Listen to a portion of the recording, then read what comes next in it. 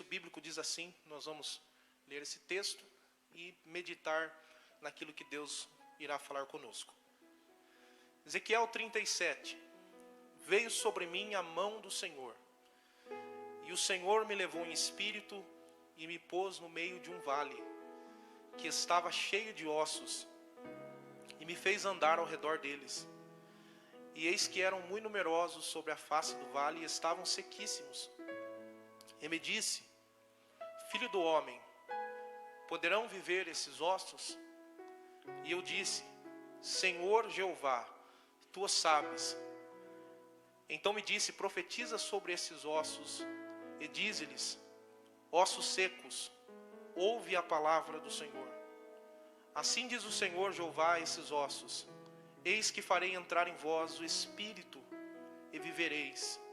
Agora eu quero ir para o versículo 10, ainda no mesmo capítulo, que diz: e profetizei como ele me deu ordem. Então o Espírito entrou neles, e viveram e se puseram em pé, um exército grande em extremo. Então me disse: filho do homem, esses ossos são toda a casa de Israel, que dizem: os nossos ossos se secaram e pereceu a nossa esperança. Nós estamos cortados. Versículo 14, para nós encerrarmos a leitura, diz: e porei em vós o meu espírito, e vivereis. Eu vos porei na vossa terra, e sabereis que eu sou o Senhor. Disse isso e fiz, diz o Senhor. Amém, irmãos? Se assentem, por favor. Irmãos, eu não tenho muita habilidade para colocar temas assim nas mensagens. Dificilmente eu coloco algum tema. Mas se eu fosse colocar um tema nessa mensagem, seria missão no vale de ossos secos, né? Você quer ver que criatividade boa com o tema, né? Porque não tem como fugir disso. Porque a gente tá vendo aqui a figura de um personagem que sempre quando a gente fala dele, normalmente é no capítulo 37 ou no capítulo 47.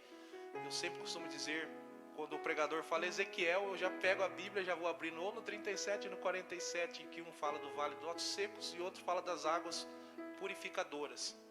São dois textos que são bem ministrados, mas o Ezequiel tem muito mais para oferecer, né? O profeta Ezequiel é o tipo de homem de Deus que abandonou todos os seus sonhos, né? Todos os seus sonhos e projetos pessoais foram abandonados para que ele cumprisse a obra de Deus. Se você fizer uma leitura mais minuciosa sobre a vida dele, você vai entender que ele se preparou 25 anos para o ofício sacerdotal. Imagine alguém se preparar 25 anos para cumprir uma função, para exercer uma função, e no meio dessa preparação, no meio de todo esse processo, que era um processo árduo, chega o cativeiro babilônico, chega o dia da sentença de Deus sobre a nação de Israel. Então o sonho dele vai embora, porque Josias, se o ofício sacerdotal precisava de um templo, uma das primeiras coisas que foram destruídas foi o templo do Senhor. E agora o Ezequiel é tomado em cativeiro, diferente de Daniel, que vai lá no palácio, vai lá perto do rei, vai comer comida boa. O Ezequiel vai para o campo, vai ficar no meio daqueles que foram exilados, porém desprezados. Ezequiel está no meio daquele povo mais pobre, mais miserável. Ele era filho de sacerdote, se preparou para isso, não vai exercer função, está ali vivendo a sua vida. E no capítulo 1 a Bíblia diz que em um dia qualquer, como qualquer um dos nossos dias, por isso que eu já vou dizer algo de Deus para a sua vida, fica tranquilo, porque Deus, ele surpreende a gente. Ele chama a gente em dias que a gente não espera, em momentos que a gente não espera, e no momento inoportuno, ele está ali próximo do rio Quebar, e ele começa a ter visões de Deus, e ele tem uma chamada de Deus. Deus começa a chamar para uma nova tarefa, para um novo ofício. Ele não será mais sacerdote, mas agora ele será um profeta para a glória do Senhor. Glória a Deus. Então eu sempre olho para esse texto e fico pensando, os meus projetos são bons, os meus pensamentos, as minhas preparações são excelentes, mas melhor são os projetos de Deus, são as preparações do Senhor, é a vontade de Deus realizando sobre a minha vida. E é isso que acontece na vida do profeta Ezequiel. Ele é chamado para viver um ofício muito difícil, num tempo difícil. Porque ser profeta nesse tempo não é uma coisa atrativa como no nosso tempo. onde normalmente quem tem um dom de profecia é muito requisitado, é muito olhado, é muito cobiçado, é muito querido. Aqui não, quem é profeta, por falar de Deus, por anunciar o Senhor, sofre retaliações, é desprezado. Porque as palavras do Senhor nesse tempo são palavras duras. Porque o povo se distanciou do Senhor, o povo se afastou de Deus. E logo Deus está os corrigindo, logo Deus está tratando daquele povo. E o ofício dele é tão difícil, que se você for lá para o capítulo de número 24, você vai ver que ele era casado, ele tinha uma esposa. E olha o tamanho da missão dele, pastor Wilson. Casado com a sua esposa, e aí um dia Deus fala para ele, olha, eu vou tirar de você a sua esposa. Meu Deus, imagine só, meus irmãos. E a esposa dele falece, ela parte. E Deus diz, engole o choro, Ezequiel. Porque você vai usar isso que está acontecendo na sua vida, para mostrar o sentimento que eu estou vivendo diante do meu povo, que me rejeitou, que me abandonou, que virou as costas para mim. Olha que missão dura do profeta Ezequiel. E até os capítulos de número 30, a gente vai ver o Ezequiel exortando ao povo. Ezequiel sendo boca de Deus, mas uma boca de Deus que está corrigindo. Uma boca de Deus que está alertando. Uma boca de Deus que está chamando o povo ao arrependimento. Mas a Bíblia vai narrando a história, e você vai lendo o livro de Ezequiel, e você percebe que num determinado momento, Deus ele transforma a mensagem na boca do profeta Ezequiel. Em determinado momento, Deus deixa agora de corrigir e começa a trazer esperança para o coração daquele povo. Porque Deus é assim. E é isso que a gente precisa entender na nossa vida. Que vai ter momentos que Deus vai chamar a nossa atenção, que Deus vai nos corrigir, que Deus vai trazer juízo, que Deus vai trazer sentença, que Deus vai chacoalhar, que Deus vai balançar. E a gente tem que aceitar isso, porque isso também é bom. Mas a gente também precisa entender que depois de nós aceitarmos a correção do Senhor, virá um tempo de esperança, de renovação, de transformação. Porque tudo que Deus faz na nossa vida é querer que nós nos aproximemos dEle cada vez mais. Diferente de nós quando ficamos magoados uns com os outros, que às vezes queremos nos afastar da pessoa que magoou, Deus é o contrário. Ele se aproxima, corrige, fala, exorta, porque Ele quer estar pertinho de você. Porque Ele não quer romper o relacionamento que Ele estabeleceu com você. A ideia de Deus não era deixar o projeto original que Deus tinha com Israel, mas era restabelecer, era reconstruir, era reformular. E agora Deus está usando esse profeta, está usando a vida dele, o ministério dele, tudo isso para que o povo entenda a vontade de Deus. E aí a Bíblia vai dizer, aqui no capítulo 37, chegamos aqui, que num determinado dia, esse profeta ele é arrebatado em espírito. Ele não foi fisicamente a um vale de ossos secos, como eu já vi alguém falar em algum momento. Foi o seu espírito que foi arrebatado. Mas a coisa que mais me chama a atenção, e se você tiver com a Bíblia aberta, você pode ler, é que o texto diz de forma clara, que veio sobre ele a mão do Senhor. Nós escutamos aqui, a missionária Mília deu uma saudação poderosa e ela falou sobre a mão de Deus. E todas as vezes que a gente pensa na mão de Deus, a gente sempre pensa naquela mão que nos carrega, naquela mão que nos protege, naquela mão que faz coisas grandes acontecer na nossa vida. Mas essa mesma mão que protege, que abriga, que guarda, que nos exalta, é a mão que nos guia a alguns lugares que de repente a gente não quer ir, mas é necessário nós passarmos por eles. E essa mão está tomando o espírito do profeta e está o levando a um vale, e um vale cheio de ossos. A mão de Deus não está levando ele ao cume do monte, a um lugar de honra, a um lugar de exaltação, mas está levando ele a um lugar de crise, um lugar insolucionável, um lugar onde não há nenhum projeto humano que poderia resolver aquela situação. mão de Deus está o tomando e o guiando em uma situação que, por mais que ele fosse um homem experiente, alguém que amasse a Deus, alguém que estava sempre se relacionando com o Senhor, não haveria nenhum projeto racional que poderia trazer um resultado para aquela situação. Mas a mão de Deus é isso, meus irmãos. Já quero dizer algo de Deus. Tem pessoas aqui que estão sendo guiadas para alguns lugares e que está questionando: Deus, por que o Senhor está me levando aqui? Por que o Senhor está me levando lá? Deus, o Senhor me trouxe numa situação que eu não consigo ver solução, que não tem jeito, que não tem operação humana, que meu raciocínio não alcança, minha inteligência não dá. Fica tranquilo, se Deus está te guiando, Ele também tem a solução no meio desse lugar que Ele está te levando. Aleluia! Não temas aos lugares em que Deus está te levando.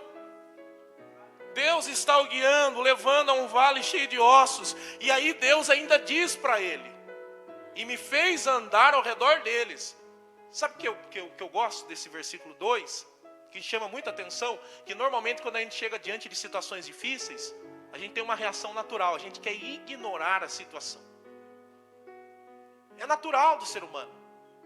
Quando a gente é levado a alguns lugares complicados, que a gente chega e fala: aqui dinheiro não serve, aqui experiência não serve, aqui carteirinha não serve, posição não serve, a gente quer ignorar, a gente não quer nem olhar, a gente não quer dar atenção, a gente quer passar de largo. Mas aqui Deus está dizendo para ele: ande ao redor deles, olhe, observe. Talvez você não está entendendo, você foi colocado nessa situação porque você não é osso seco, você é profeta. É por isso que Deus está te levando nesses lugares. É isso que a gente não entende. O profeta está no meio do vale de ossos secos e Deus está fazendo andar em redor deles. E ele repara que são muito numerosos os ossos, e ele também repara que aqueles ossos são sequíssimos. Eu acho interessante porque qual que seria a diferença de seco para sequíssimo? Eu entendo que na verdade aqui o profeta está mostrando declaradamente que não havia nenhuma esperança, que não havia nenhuma solução, que não tinha jeito. Porém o texto bíblico continua mostrando que daí Deus vai começar a falar com ele. E aí Deus diz para ele: filho do homem, poderão viver esses ossos? Escute isso, eu não sei qual é o problema que você tem enfrentado, os lugares que Deus está te levando, aonde a mão de Deus te colocou, mas há uma pergunta de Deus para o teu coração nessa noite: é possível uma solução nesse problema? É possível uma solução em meio a essa situação que você está vivendo? É a pergunta que Deus fez a esse profeta: filho do homem, poderão viver esses ossos? E é interessante que ele responde ao Senhor. Ele não teme em falar. E ele traz uma resposta que chama muito a nossa atenção. Porque ele olha para Deus e diz: Senhor Jeová, Tu o sabes. Isso aqui é a resposta de quem é crente, irmãos. De quem confia em Deus. Porque muitos lugares, no lugar do profeta Ezequiel, ia dizer: Senhor, é impossível, não tem jeito. Mas ele estava diante de um Deus que é tão poderoso, que ele olhou para aquele Deus todo poderoso e falou: Senhor, o Senhor sabe de todas as coisas, o Senhor tem a solução, Tu sabes, ó Deus. Não apresse o seu diagnóstico no meio da situação que você está vivendo. Tem gente que é apressado, começa ali, um tempo ali, já começa: não, isso aqui é para a morte, eu vou morrer, não, agora é minha falência, agora é minha derrota. E você não avaliou que talvez vai ser um grande momento da ação de Deus na sua vida. Porque as grandes vitórias, os grandes vencedores, os grandes testemunhos são de pessoas que enfrentaram momentos terríveis de tribulação. E aí ele está ali no meio do vale, está falando com Deus, Deus está falando com ele. E aí Deus olha para ele e diz: profetiza sobre esses ossos. E Deus é tão maravilhoso, porque ele não disse para o profeta profetizar o que ele queria. Deus até falou o que era para ele profetizar. Porque se a gente lê o texto, não é que Deus falou assim, faça o que der na sua telha aí, faça o que der na sua cabeça. Não, Ele falou, profetiza sobre esses ossos e diz-lhes. Deus colocou a palavra certa na boca dele. E o que Deus falou para ele? Ossos secos, ouve a palavra do Senhor. Quem que lembra lá no texto da criação? E disse Deus, haja luz, e houve luz. E disse Deus que haja os grandes astros no céu. E o que aconteceu? Os grandes astros se formaram. E disse Deus, haja animais e toda espécie sobre a face da terra. E o que aconteceu? A palavra do Senhor é poderosa, igreja do Senhor. Quando Ele decreta, quando Ele fala, quando Ele determina, todo o quadro adverso é transformado. Então, quando Deus te convida a profetizar, não profetiza segundo o teu querer, segundo os teus propósitos, segundo o teu conhecimento, mas profetiza segundo a palavra do Senhor, porque através da palavra do Senhor, grandes coisas irão acontecer no nosso meio. Aleluia! Ossos secos, ouve a palavra do Senhor. Assim diz o Senhor Jeová, esses ossos, eu farei entrar em vós o Espírito e vocês viverão. É interessante que depois que ele profetiza, aquele quadro que era um quadro impossível, Josias, que não tinha solução, sem esperança, começa a se mover. Eu fico pensando que visão assombrosa é aquela. Ossos se movendo para lá e para cá. Eu fico pensando o ruído, o barulho, a bagunça que está formando naquele lugar, mas tudo aquilo está no controle de Deus. É que a gente não entende essas coisas. Tem muita coisa que parece que está embaralhada na nossa vida, que está movendo, e a gente fica tão desesperado, a gente não entende que é Deus que está formando, que é Deus que está movendo, que é Deus que está trabalhando no meio da situação.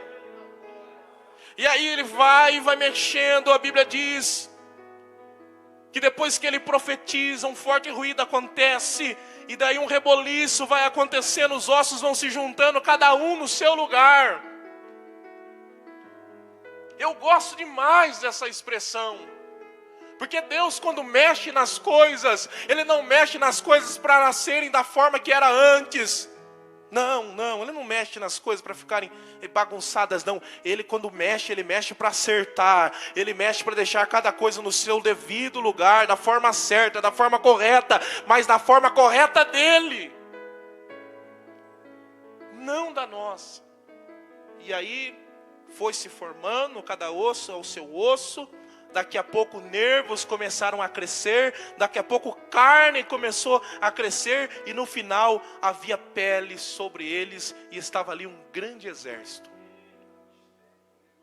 Só que ainda sem vida, porque faltava ainda alguma coisa. Aí todas as vezes que eu chego aqui nessa parte, o versículo 8, mostra uma grande obra acontecer. Já não são mais ossos secos, já não são mais ossos sequíssimos. Um exército, há pessoas ali enfileiradas. A cena é diferente, já não é uma cena horrenda, é uma cena bela, é uma cena de transformação. Mas ainda não é a perfeição de Deus, está faltando alguma coisa. E aí o versículo 9, mais uma vez Deus vai falar com ele. Profetiza agora ao Espírito. Profetiza ao Filho do Homem e diz ao Espírito, assim diz o Senhor Jeová, vem dos quatro ventos, ó Espírito, e assopra sobre esses mortos, para que eles possam viver novamente. Sabe o que falta às vezes nós termos um entendimento mais claro? Que existem coisas às vezes que a gente olha e fala, não, tá bom demais, tá perfeito. Mas tem uma boa notícia de Deus para a tua vida. Deus, Ele faz infinitamente mais do que aquilo que nós pedimos ou pensamos. Se você acha bonita a cena de um grande exército, você não viu ainda a cena do exército cheio do Espírito Santo de Deus. Aleluia! Não basta só ter ali um exército formado. Esse exército é cheio do Espírito do Senhor. E aí o texto vai dizer que ele olha para aquela cena, e aí Deus fala: filho do homem, esses ossos são a casa de Israel, que estão falando em seu coração. Os nossos ossos se secaram, pereceu a nossa esperança, nós estamos cortados. Escute isso. Não acabou as coisas que Deus projetou para a sua vida, para a sua história.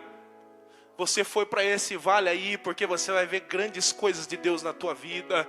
Talvez no seu íntimo você diz: eu estou cortado, pereceu minha esperança, a minha vida de derrota é coisa nenhuma, é só um tempo. Se você tiver a confiança como o profeta Ezequiel teve, de ouvir a voz de Deus e profetizar no meio dessa situação, no final de todas as coisas, você vai estar no meio desse grande exército, do exército cheio do Espírito Santo e cumprindo a vontade de Deus nessa terra.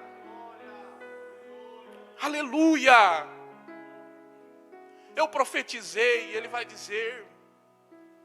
E aí, já partindo já para um final, para nós orarmos a Deus, buscarmos a face do Senhor.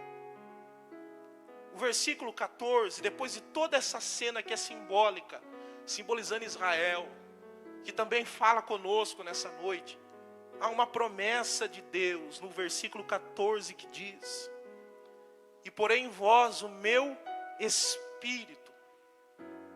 O pastor Will, parece que ele tinha combinado comigo de ler o texto de Atos 2. Porque o texto de Atos 2 é o texto que fala sobre o dia de Pentecostes. O dia que o Espírito Santo desceu sobre a vida dos discípulos e os batizou. E aqui quando nós lemos aqui no versículo 14, nós estamos vendo mais uma vez Deus prometendo o doador sobre a nossa vida. O Espírito Santo que é consolador, que nos aviva, que nos renova, que nos impulsiona, que fala através da nossa boca, que nos usa através dos dons espirituais, através dos dons ministeriais. E esse Espírito está disponível a todos aqueles que creem. E aí ele diz: eu porei em vós o meu Espírito e vocês viverão, e vocês voltarão para a sua terra e saberão que eu sou o Senhor que disse isso e fiz, diz o Senhor. Eu sempre penso isso. A gente tem projetos aqui, terrenos, mas há um projeto muito melhor, que é o céu, que é a eternidade com Deus. Mas só vai viver esse projeto da forma que Deus quer aqueles que entenderem que nessa terra, nesse tempo difícil, nesse tempo de crise, nesse tempo de pandemia, em tempos às vezes de vales de ossos secos, eu preciso continuar sendo cheio do Espírito Santo de Deus. Eu não posso me esvaziar. Eu não posso me deixar me levar pelas situações e simplesmente querer me justificar diante de Deus, dizendo: Senhor, eu estou como esses ossos. Não, Deus não te colocou aqui para ser osso, Deus te colocou aqui para ser profeta. Deus não te levantou nessa terra para você fazer parte daquela multidão que precisava do milagre. Não, Deus colocou você para que a tua mão se estenda sobre vidas e pessoas sejam alcançadas pela mão de Deus, sejam alcançados por Jesus, sejam salvas, libertas, sejam renovadas, batizadas com o Espírito Santo. Deus te levantou para fazer a diferença. E para fazer a diferença nós precisamos estar cheios do Espírito Santo de Deus. Esse texto aqui é maravilhoso, porque se a gente ler todo esse texto, a gente vai ver um apontamento maravilhoso para Jesus.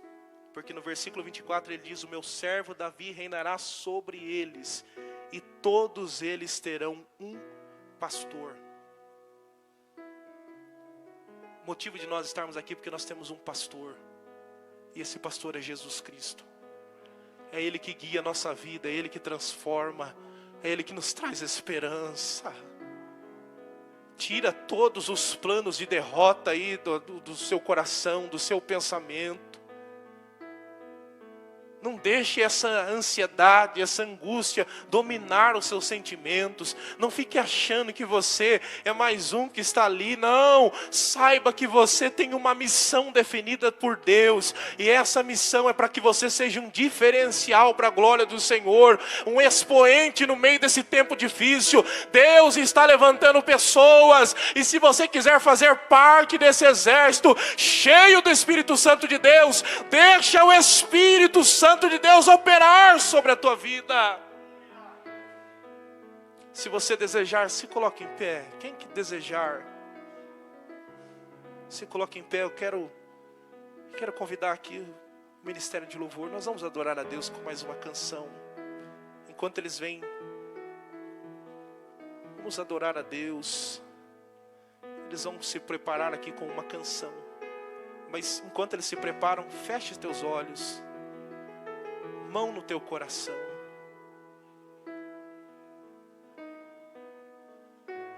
Eu não sei como você chegou aqui. O pastor Will também não sabe, de repente, como você chegou aqui.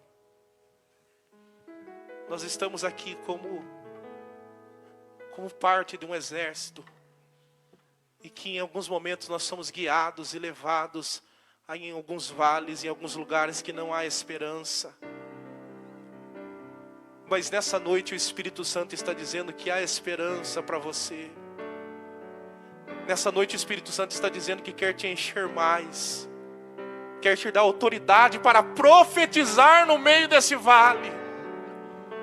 Nós estamos aqui em um culto de missões. E a grande missão que Deus quer fazer nessa noite é uma missão interior em nossos corações. Porque quando nós estamos prontos, quando nós estamos forjados, quando nós entendemos o propósito, todas as coisas que vierem em nossa mão irá produzir, irá frutificar para a glória de Deus.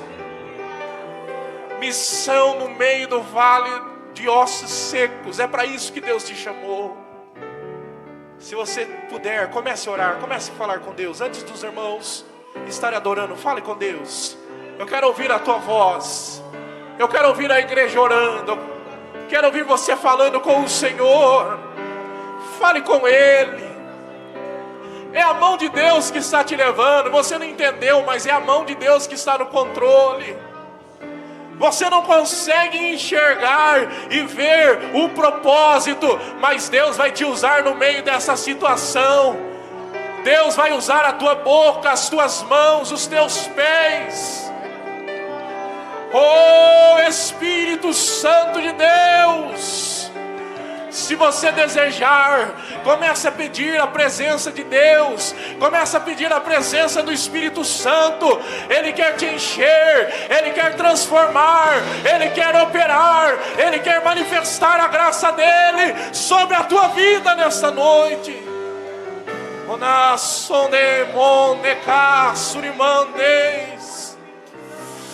Oh Espírito Santo de Deus, aqui é um exército. Aqui é um povo que te adora, Senhor. Aqui é um povo, Senhor, que deseja se encher de Ti. Espírito Santo, enche a Tua igreja. Oh, aleluia. Sopra, Espírito. Vamos adorar a Deus. Adore a Deus. Oh, aleluia. Nós estamos aqui tão sedentos de Ti. Vem, ó Deus. Se você sabe, adore a Deus. Vem, ó Deus. Olha aí. Enche este lugar. Meu desejo é sentir Teu poder. Teu poder.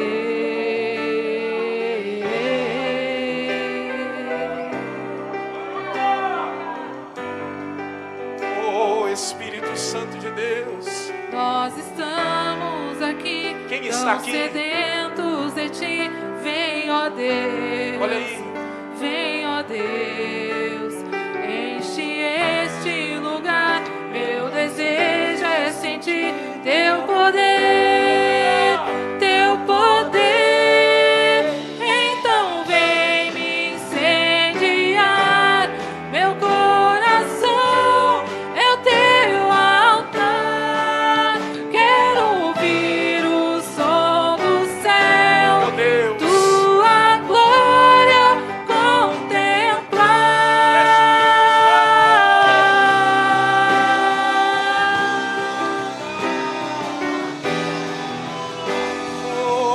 aleluia. Se você puder, comece a adorar a Deus. Erga a tua mão, erga a tua voz, aplauda, mas busque a presença de Deus. Ele quer te encher nessa noite. O Espírito Santo, Ele quer assoprar a presença dEle na tua vida. Ele quer transformar a tua história. Você não é osso seco, não.